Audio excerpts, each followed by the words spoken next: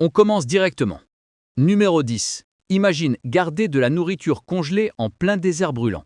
Pas d'électricité, pas de machine, pas de facture qui te ruine chaque mois. Et pourtant, ils savaient le faire il y a plus de 2400 ans. Chapitre 1. Réfrigération ancienne. Les Perses avaient construit des structures appelées yakshal, littéralement puits de glace. Leur forme en dôme gardait l'intérieur constamment à l'ombre. Les murs, parfois épais de 2 mètres, étaient faits d'un mélange isolant, sable, argile, blanc d'œuf et poils de chèvre. Mais le plus impressionnant, c'est qu'ils fabriquaient leur propre glace dans le désert. La nuit, l'eau était étalée en fines couches. L'air sec absorbait la chaleur et au matin, elle était gelée. Cette glace restait intacte tout l'été.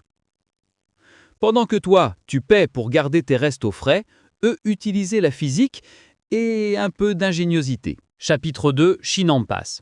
Les Aztèques nourrissaient une ville entière avec des fermes construites sur l'eau. Ils empilaient de la boue et des plantes mortes pour créer des îles artificielles. Et le plus fou, le système s'arrosait tout seul. Les racines plongeaient directement dans l'eau du lac. Résultat, jusqu'à 7 récoltes par an. Aujourd'hui, 1 ou 2 maximum. Et on a remplacé ça par du béton et des embouteillages. Chapitre 3, Tour avant. Imagine vivre dans le désert et avoir une maison fraîche, sans climatisation. Juste une tour sur ton toit. Ces tours captaient le vent et le dirigeaient à l'intérieur. Air frais entre, air chaud sort. Simple. Aujourd'hui, la clim consomme énormément d'énergie et réchauffe encore plus l'extérieur. Ironique, non? Chapitre 4, Puios. Dans l'un des déserts les plus secs du monde, ils avaient de l'eau, grâce à des aqueducs en spirale. Ces structures captaient le vent et poussaient l'eau souterraine vers la surface, sans pompe, sans électricité, juste une compréhension parfaite de la nature. Chapitre 5, Puits en Inde. Imagine un réservoir d'eau construit comme un palais souterrain. 7 étages sous terre, frais, accessible et surtout toujours rempli.